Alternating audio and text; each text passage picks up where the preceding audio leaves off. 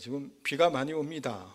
밤에도 뭐 예보가 확률은 있었는데 제법 많이 왔죠. 뭐 천둥도 막 치고 지금도 갑자기 막 쏟아지는데 지금 뭐 동남아도 아니고 갑자기 스콜처럼 그냥 막 수직간이 쏟아져서 하여튼 습한 날씨입니다. 또 습고 더우실 텐데 하여튼 건강 관리 잘 하시고 하여튼 강건하게 우리가 하나님 앞에 섰으면 좋겠습니다.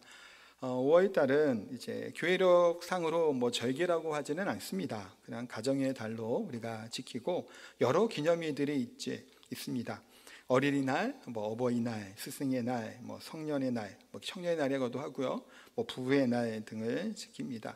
우리 교회도 특별히 뭐 절기처럼 뭘 하고 그러지는 않습니다만 그런 의미들을 조금 되새기면서 제 예배를 드리려고 합니다. 스승의 날은 이제 생각을 하면 스승 되신 예수님을 좀 생각해보고 또 예수님의 가르침의 교훈이 무엇인가를 조금 돌아보는 시간이 이 시간에 될 줄 압니다. 우리 인생을 살다가 귀한 만남, 소중한 만남이 있다고 얘기를 하죠.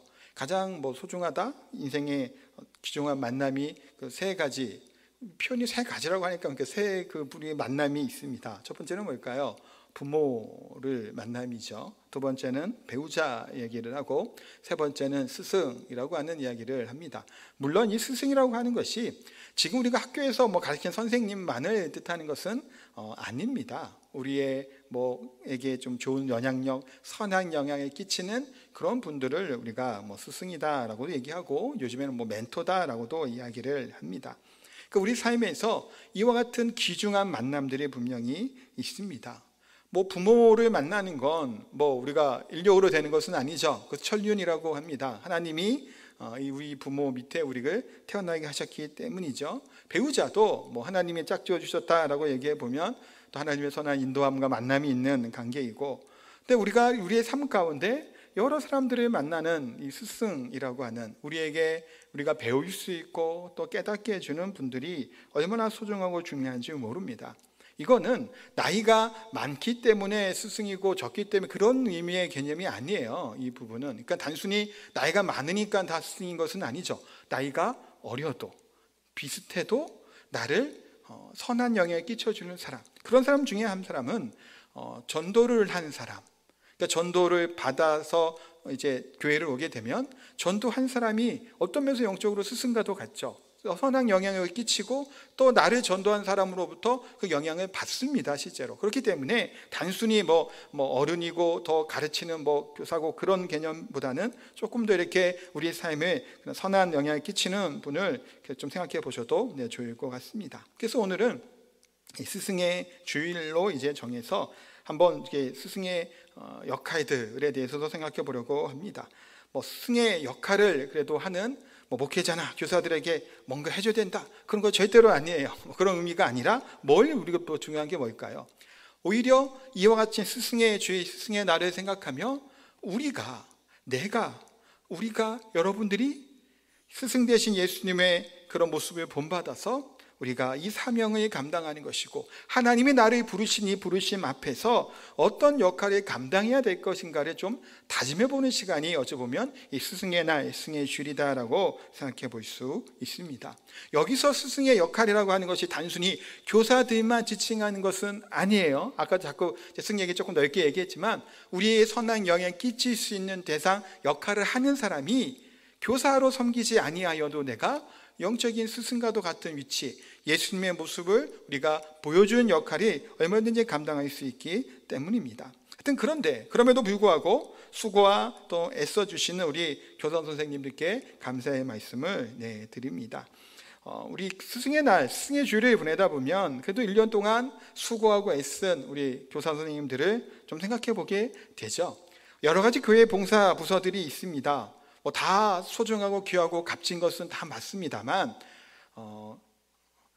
그래도 그렇다고 그러면 좀 차별의 느낌이 들어서 조금 그렇긴 합니다만 그래도 누군가에게 선한 영향을 끼치려고 하고 가르치는 역할이라고 하는 것은 사실은 이거는 쉬운 역할은 사실은 아니에요. 그렇다고 물론 차량을 봉사하고 설거지를 하고 뭐 하는 것이 가치가 없다는 의미가 아니라 이 사람에게 영향을 끼치는 위치에 있는 것이 교사라고 하는 가르치는 자의 위치이기 때문에 거기에 대한 부담이 더 있죠. 이거의 부담을 갖지 않고 혹시 교사를 하시면 안 됩니다. 그거는 그런 마음을 가져야, 나를 보고 우리 교회 학교 학생들이, 어린이들이 보고 성장한다는 생각을 가져야 되는 거예요. 그렇기 때문에 이 자리가 더 좀 귀하고 복되기도 하고 격려와 기도와 위로가 필요한 자리다라는 생각들도 같이 해보게 됩니다. 지금 시대를 다원화된 시대라고 보통 이야기를 합니다. 종교도 다원화되어서 예수 그리스도가 아닌 것에 구원의 길이 있고 오르는 길은 다 여러 가지나 정상에 올라가 보니 다 똑같다. 그래서 어느 종교든 잘 믿고 잘 살면 된다라고 얘기하는 이상한 말들을 하는, 말도 안 되는 이 비진리적인 것이 가득한 것이 지금 시대죠. 제가 이제 지난주에 그 어버이 주일 이야기를 하면서 권위들을 인정해 주지 않는 시대라는 말씀을 잠깐 나눴습니다. 존중해 주지 않는 현상들이 정말 가득하죠. 제가 지난주 왜 그런 얘기를 했을까요? 여러 가지 사상적인 것들, 가치적인 것들이 그 어르신들과 지금 시대의 세대들과는 다르죠. 지금 세대 안에서도 또 연령에 따라 여러 가지 가치관이 다르고 그런 생각들이 다릅니다. 때로는 정치적인 성향들 아니면 삶의 그런 방법들 다 다르죠. 근데 그것을 인정하고 존중하지 아니하는 그런 모습들은 사실은 문제가 크다는 얘기를 하고, 그것이 그러니까 존중하고 권위를 인정해주고 하는 것이 사라진 시대다라는 겁니다. 그러니까 지금 시대가 그렇죠. 교사라고 하는 이 뭔가를 직책을 가지고 있다고 지금은 다 존경을 받을까요? 그렇지 못하죠. 교사라고 이제는 존경하던 시대가 이제는 달라졌습니다. 바뀌었다는 겁니다. 물론 이게 좋은 것만은 아닙니다만, 저도 이제 어릴 때는 선생님한테 매를 맞았겠죠. 저도 맞은 적이 있습니다. 되게 얌전해 보이고 조용히 있을 것 같으나 맞았어. 제가 많이 맞아본 거는 42대인가 맞아본 게 아마 제일 많이 맞았어요. 한 자리에서 계속 때리더라고요. 42대를 맞았어요. 근데 물론 때리는 게 좋다는 의미는 아니에요. 그렇게 생각하는데, 저도 부모된 입장으로 만약 우리 애가 선생님한테 맞았다 그러면 굉장히 안 좋을 것 같아요. 지금 시대가 다르다는 얘기를 하는 거예요. 근데 당시에는 어땠을까요? 그렇게 많이 때리고 조금 늦었다고 엎드리라고 하는데 막 몽둥이가 부러지게 때리더라고요. 아니, 그렇게 때리면서도 어떤 마음이 들었냐면, 선생님이 그렇게 막 저주하고 싫지가 않았어요. 그냥 어땠냐면 그냥 그런가 보다. 왜냐하면 그 당시에는 그냥 맞으면 그냥 어떤 맞나 보다 했잖아요. 그러다 보니까 그에 대한 별로 생각은 안 했던 것 같아요. 지금 생각해보면 그렇게 맞을 줄은 아닌데 신기하죠. 그래요. 근데 시대가 지금 어떤가요? 그렇지가 않아요. 그러다 보니까 때려야 되는 것은 아니에요. 저도 학교에서 우리 애들 안 맞았으면 좋겠어요. 그 때려야 되는 문제는 아니지만, 선생님이라고 하는 그 권위를 우리가 존중해주고 인정해주고 하는 분위기가 점점 아니죠. 아이들이 선생님의 그것들을 존중할까요? 인정해주고 그러나요? 아니잖아요. 우리가 예전부터 알겠지만 선생님 무슨 싫은 소리만 해도, 최근에 예전에 이런 어떤 얘기가 있었나요? 핸드폰 들이민다고 그랬잖아요. 찍는다고. 그런 시대로 우리가 살아갑니다. 그러니 어른들에 대한 그걸 존경하는 마음, 존중하는 마음들이 점점 사라지게 되죠. 지난주에 그래서 어른들에 대한 것이 너무 부족하다는 게요. 근데 이게 가정에서도 그럽니다. 부모의 권위가 흔들린 지 오래됐다고 얘기하잖아요. 부모를 그렇게 존중하고 인정하고 권위 순종하나요? 지금 별로 그렇지 않죠. 때로는 대통령의 이름이 비하됩니다. 물론 때로는 대통령 욕도 좀 해도 좋죠. 물론 더 좋겠습니다만, 옛날 대통령들을 어떻게 막 비하했나요? 예전에는 쥐에 비유했죠. 어떤 대통령은. 또 어떤 대통령은 닭에 비유했습니다. 그리고 두 이름에 붙여갖고 이렇게 얘기하기도 하고, 지금 대통령을 향해서 뭐라고 얘기를 하던가요? 재앙이라고 합니다. 이름에 따서 얘기하는 것 같아요. 그러니까 대통령에 대해서도 별로 이제 존중하는 마음이 별로 없습니다. 물론 일반 우리 국민들과 우리들이 대통령이나 정치인들을 조금 욕을 하는 것도 괜찮은 것 같긴 합니다만, 제가 지금 말씀드리고 하는 것은 그렇게 좀 권위를 인정하던 시대에서, 예전에는 그런 거 상상하기 어렵잖아요. 근데 지금은 어쩌면 가십거리로 만들어지는 그런 형태가 된 것이 지금의 상황이다라는 것을 말씀을 드리는 겁니다. 그러기에 스승된 자, 선생된 자라고 하는 사람들의 존중을 받고 존경을 받는다는 것은 사실 쉬운 일이 아닙니다. 그러면 우리의 가장 스승으로서 모델이 되는 분은 누구일까요? 예수님이죠. 예수님께서는 이 공생의 사역 가운데에서도 여러 부분에서 우리들에게 귀한 말씀을 전해주시기도 하고 백성들을 가르치시고 돌보시고 했던 것들이 나오게 됩니다. 그 중에서 예수님이 어떠한 마음으로 이스라엘 백성들을 돌보시고 사랑하셨는지에 대해서 나오는 구절이 있습니다. 그 구절 한번 보도록 하겠습니다. 마태복음 9장 36절 말씀입니다. 같이 읽겠습니다. 무리를 보시고 불쌍히 여기시니 이는 그들이 목자 없는 양과 같이 고생하며 기진함이라. 무리를 보시고, 이 백성들의 무리를 보고 불쌍히 여기셨다라는 겁니다. 자, 이제 이 구절을 가지고는 몇 번 말씀을 드렸던 기억이 나는데, 불쌍히 여겼다라는 것이 그냥 아유 참 안 됐구나 정도가 아니라고 말씀을 드렸죠. 창자가 끊어지는 것 같은 예요. 애간장이 녹는 것 같은 겁니다. 어찌할 바를 모를 만큼 그 마음의 상태, 그 안타까운 마음, 긍휼한 마음이 바로 이 불쌍히 여긴다라고 하는 단어를 쓰는 표현이에요. 우리나라 번역에는 그냥 불쌍하다라고 쓰지만 그게 다른 이제 성경의 용법을 쓸 때는 그럴 때 쓰는 표현이라는 겁니다. 왜 예수님께서 이렇게 하셨을까요? 왜 이 수많은 무리들을 보고 불쌍하게 여기는 안타까운 마음을 가져셨을까요? 무리가, 이 수많은 사람들이 목자 없는 양같이 방황하고 있었기 때문입니다. 그냥 내버려 두면 안 될 것만큼 심각한 상황에 처해 있는 이들을 보시고 예수님은 불쌍히 여기신 겁니다. 안타깝게 여기신 거예요. 마음 깊숙이 통증을 느끼실 만큼 그들을 바라보셨다라고 말씀합니다. 목자 없는 양같이 고생하며 뭐 하는 건가? 스스로 뭔가를 해결할 수 없는 상태에 처해져 있었던 겁니다. 그들을 향해서 예수님이 멸시하거나 조롱하시지도 않으셨죠. 왜 너희들은 그렇게밖에 못 사냐고 얘기하지 않았어요. 그냥 그들을 보고 안타까워하셨다는 겁니다. 귀찮아하시지도 않으시죠. 때로는 우리도 귀찮을 때가 있잖아요. 자식들을 키워도 밤 늦게 이렇게 자려고 하는데, 어릴 때 얘기죠 보통. 자다가 그냥 뭐 해요. 하여튼 자꾸 귀찮게 해요. 아니면 뭐 더 애기 때는 막 똥을 싸기도 하죠. 아니면 물 달라고 막 물을 찾습니다. 뭐 그러면 때로는 귀찮잖아요. 그냥 좀 자식이 그냥 그렇다고 때로는 이렇게 귀찮아합니다. 그게 이제 우리의 모습이에요. 그런데 예수님께서는 하루 종일 사역을 하시고 또 피곤하신 가운데 그때 수많은 무리들이 와서 예수님 앞에 뭔가를 바라고 기대하며 찾아오는 이들을 향해서 귀찮아하지 않으시는 거예요. 오히려 불쌍히 여기시고 긍휼히 여기심을 봅니다. 그들의 어려움과 아픔을 동감하고 함께 그 마음을 이해하는 것이 예수님의 모습이시죠.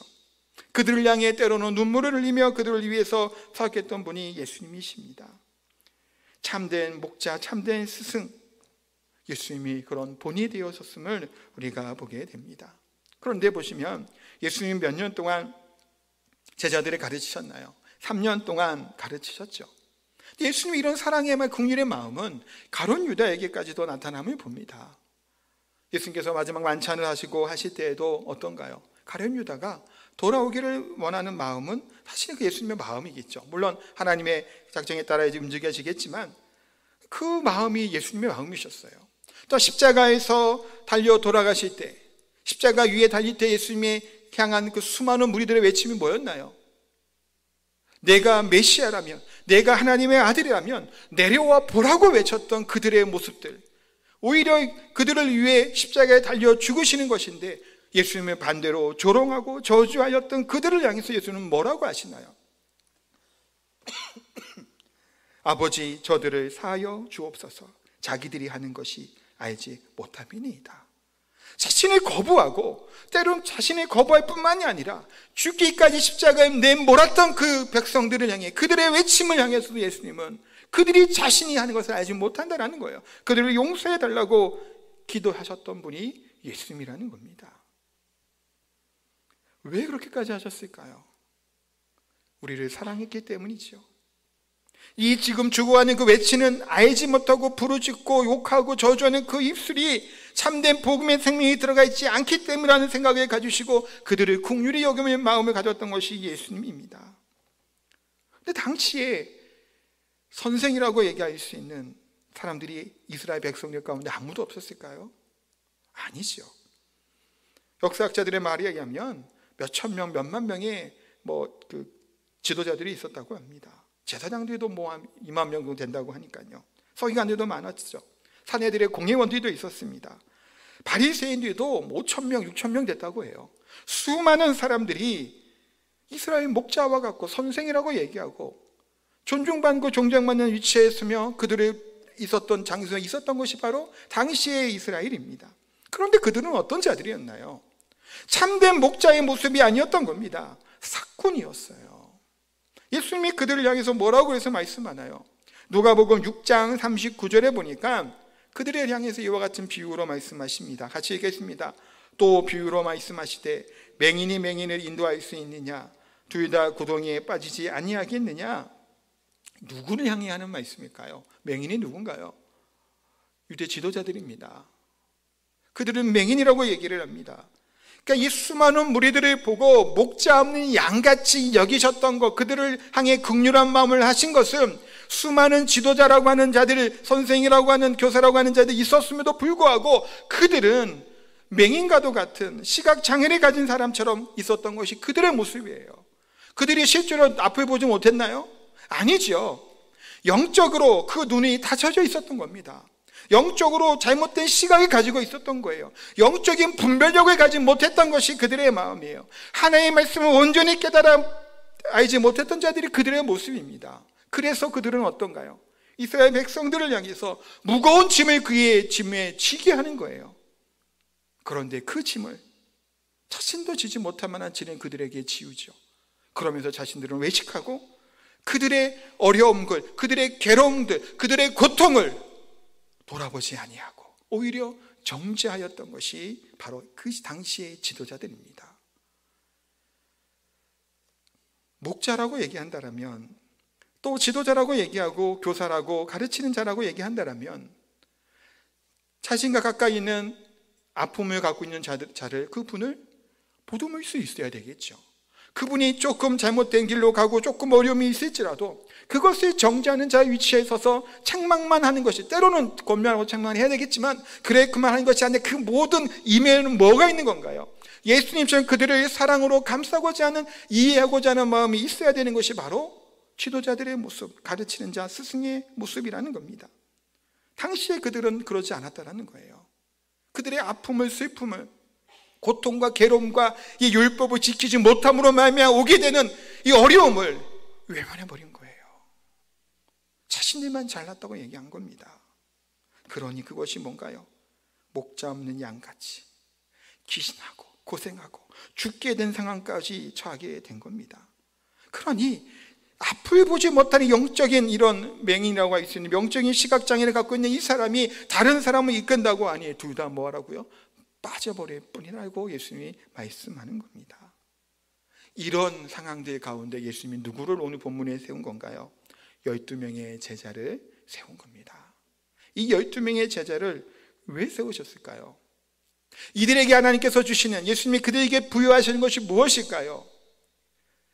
참된 스승이, 참된 교사가, 참된 가르치는 자가 되기를 위함이겠지요. 정말 스승 없는 같은 이때에 참된 스승은 예수 그리스도가 되시고 예수 그리스도의 것으로부터 말미암아 예수님으로 인해 오는 12명의 제자를 통해 새롭게 리더들을 세우는 겁니다. 새로운 지도자들을 세워나가는 겁니다. 맹인 같은 지도자가 구별되는 12명의 사람을 세우시는 겁니다. 그래서 이들을 향해 새로운 일꾼, 새로운 시각, 또한 하나님께서 부름받은 자들로 이들을 세우셨다는 겁니다. 사도라고 하는 의미는 부르심을 받은 자라고 하는 의미를 갖고 있는 뜻이에요. 누구로부터 부르심을 받은 건가요? 참된 목자 대신, 스승 대신 예수 그리스도로부터 부름을 받은 자들이에요.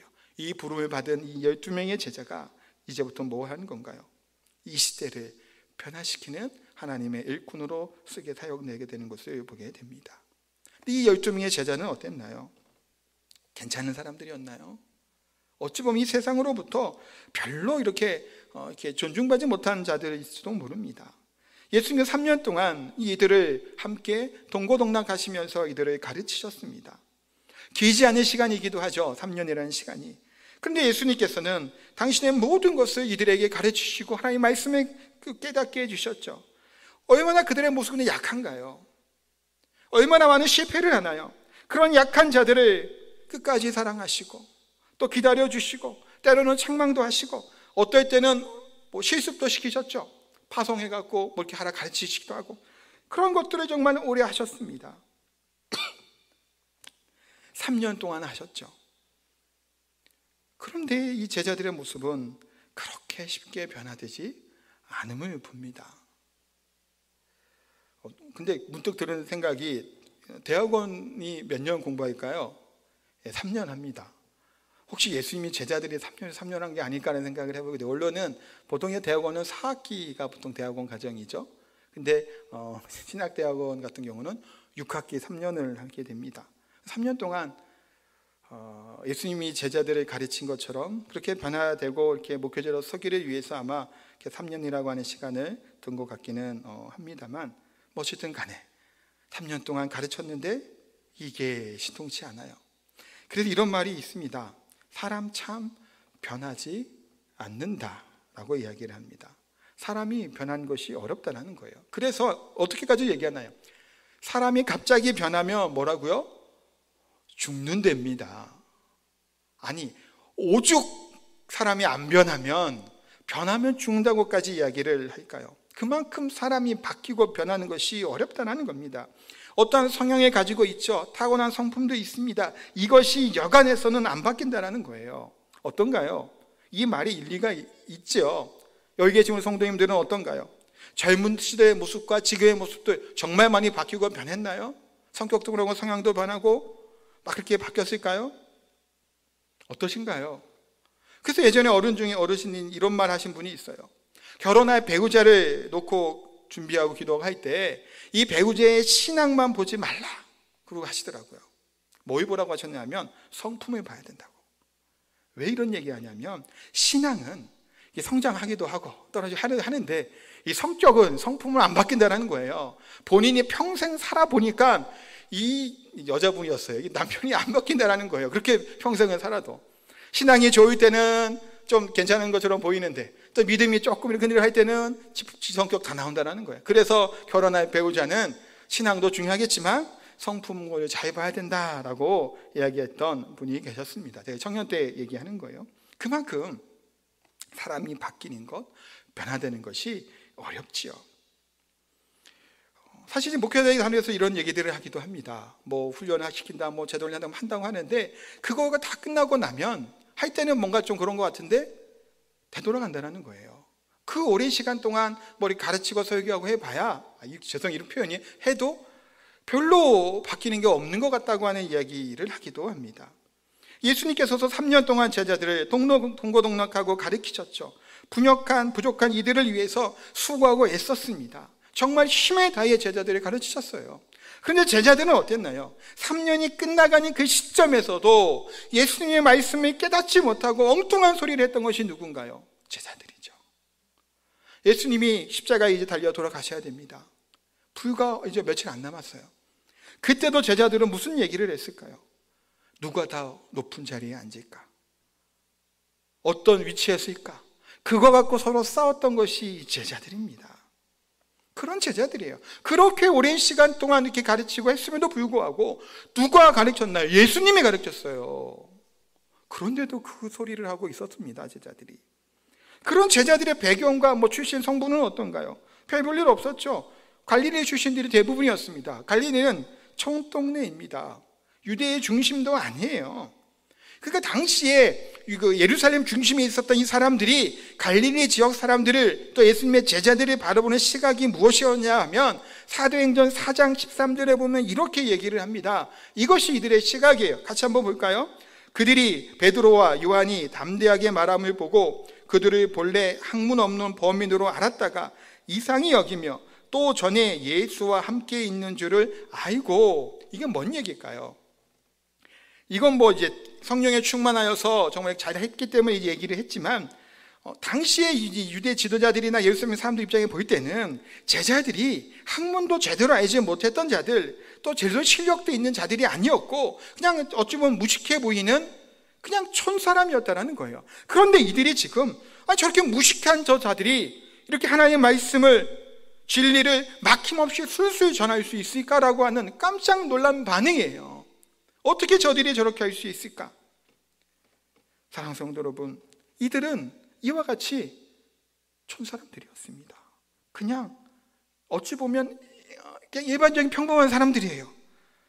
그 특별한 꿈도 없었지요. 비전도 있었던 사람이 아니에요.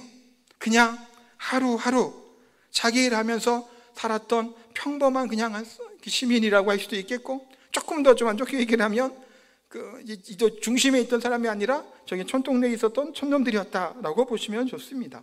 그런 그들을 예수님은 다듬어 가시죠. 그들을 세워나가십니다.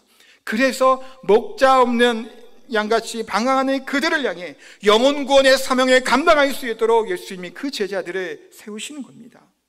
그 무명의 사람들, 잘 알지 못했던 갈릴리 촌구석에 있었던 이 사람들을 통해서 세계의 역사를 변화시키는 하나님의 위대한 일에 맡기신 것이 바로 예수님이 그들을 그렇게 바꾸어 나가셨기 때문입니다. 알지 못했던, 깨닫지 못했던, 무식했던 제자들, 그들의 생각은 바뀌게 되죠. 변하게 된 겁니다. 또한 당시에 유대인들이 가장 존경하는 사람들은 정치가, 재력가, 사업가, 군인, 관료들도 아니었다고 합니다. 누구를 가장 존경했다고 얘기할까요? 랍비들이었대요. 선생님들입니다. 교육의 주체였던 랍비들이 그래도 그들은 존경하였고, 랍비의 말의 의미 중에 위대하다, 존경할 사람이다 라고 하는 의미를 같이 갖고 있다고 합니다. 그러니 그 당시에 그 가르치는 자들, 교사들을 얼마나 존중했는지를 알 수 있겠지요. 예수님께서는 참된 스승이 되셔서 제자들을 가르치시고 그들을 보듬어 주셨습니다. 지금의 현실은 어떤가요? 아까도 말씀드렸다시피 그렇게 존중받는 시대가 아니죠. 권위가 무너진 시대를 살아갑니다. 교회 학교 안에서의 교사들의 모습은 어떤가요? 존경받고 존중받는 위치에 있나요? 교회 학교 교육이 그렇게 탁월하고 좋은가? 라는 것도 한번 생각해 보게 되죠. 그래서 혹자는 이렇게도 이야기를 비판을 한답니다. 한국 교회는 19세기 프로그램으로 20세기 교사가 21세기 어린이를 가르친다. 한때 막 비판했던 말 중에 하나는 이 문구였어요. 문장. 이 말이 뭘까요? 그만큼 교회 학교 교육이 이 시대보다 뒤떨어진다라고 하는 의미이기도 합니다.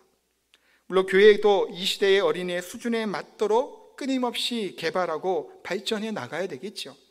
그러나 이 교회 학교가 이 세상의 학문들, 이 세상의 지식을 가르치는 것 같은 것을 목적성이 있는 것이 아니죠. 거기에 방향성이 있는 것은 아닙니다. 학교 교육은 그들에게 지적인 것들을, 또 경험적인 것, 이성적인 것들을 가르치는 것이 학교의 교육이죠. 교회의 교육은 뭘까요? 계시지요. 하나님의 말씀이에요. 영성에 가르치고 그 마음의 감동과 그 사람을 바꾸어 놓는 것이 바로 교회 학교의 교육입니다. 단순히 그래서 학교 교육과 교회 학교 교육을 비교하면서 그 얘기할 이유는 없다라는 겁니다. 새로운 대안을 그러나 교회는 어떻게 해야 될까요? 제시할 수 있어야 되겠죠. 다음 세대가 정말 하나님께서 그들의 향한 품고 있는 꿈을 보여줘야 될 것이고, 또 다음 세대 어린이들이 정말 꿈을 갖고 비전을 갖고 살아갈 수 있도록 우리가 세워나가야 될 줄 압니다. 지금 한국 교회를 위기라고 얘기를 합니다. 그런데 교회 학교를 뭐라고 얘기해요? 더 큰 위기라고 얘기를 합니다. 심각하다고 얘기합니다. 왜 그럴까요? 점점 주일학교, 교회학교 친구들이 없어져 가고 있어요. 청년들이 줄어가고 있습니다.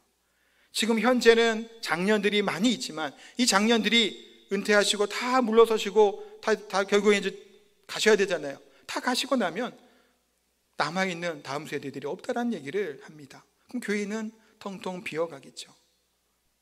교회는 그렇게 되면 어떤 걸까요?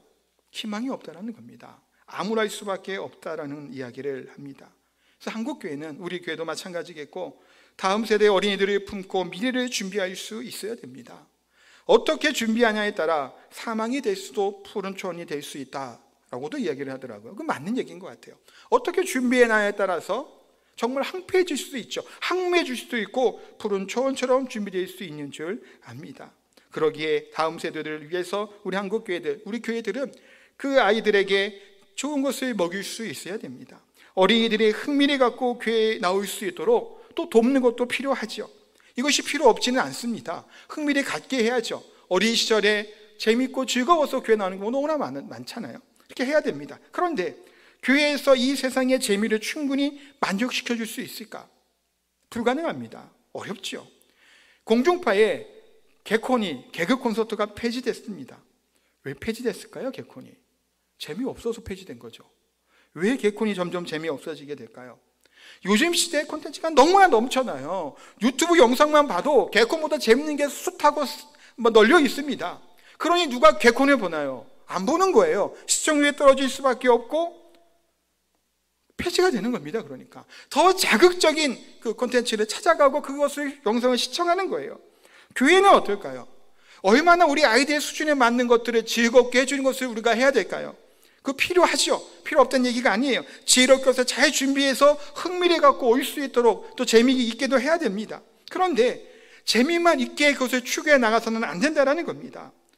물론 억지로 먹이려고 해서 강제로 그냥 무조건 외우라고 무조건 하라고 하는 건 안 되겠죠. 잘 지혜롭게 해야 되겠지만 지금 이 시대가 점점 교육하기가 힘들어지고 악해간 이 시대에 더 우리가 필요한 것은 뭐냐면 하나님의 말씀을 온전히 지키며 살아갈 수 있도록 우리 다음 세대들에게 가르쳐야 된다는 거예요.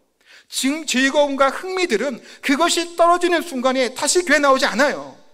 그러나 신앙과 믿음이 그 안에 들어가 있다면, 하나님의 말씀이 그 안에 들어가 있으면 재미가 없던 것 관계없이 어떻게 변할지라도 흔들리지 않는 믿음을 가질 수 있는 것은 하나님을 향한 믿음과 말씀이에요. 그것을 가르쳐야 되죠. 근데 때로는 어떻게 되나요? 이 본질을 흐트러 버리는 거예요. 흥미 위주로만 가다 보면 즐겁게 교회 안에도 장년도 누구도 마찬가지겠죠. 무엇인가 재미있는 것도 필요 없다는 얘기는 아닙니다만 그것만 추구하다 보면 본질을 잃어버려서 정작 결국에는 그것을 놓치게 됐다고 그거보다 못할 때가 온다는 겁니다. 그러면 소망이 없게 되겠죠. 그러기에 말씀의 사람으로 우리 다음 세대를 세워나가야 하고 하나님 중심으로 살아가는 삶을 살 수 있도록 해야 된다는 겁니다.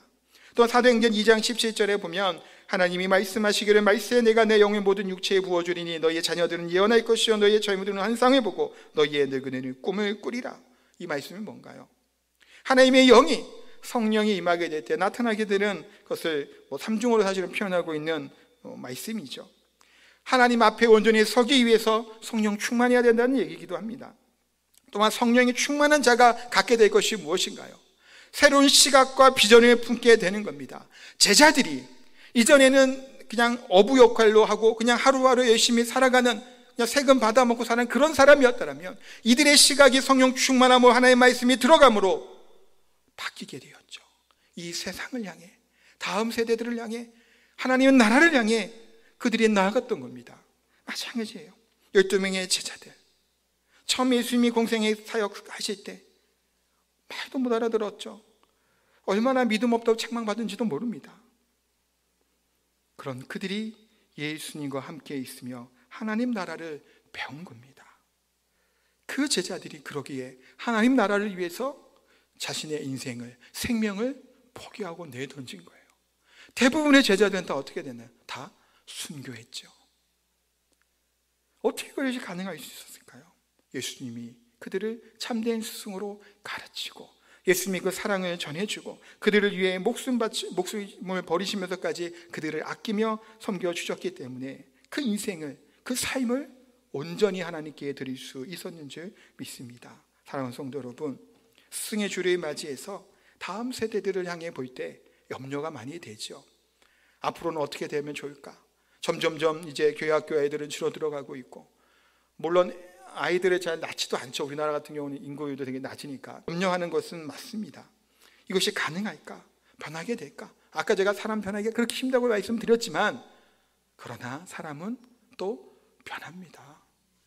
이 세상의 지식과 학문으로는 변하지 않을지 몰라도 하나님의 말씀으로 성령 안에서는 반드시 변화되는 겁니다.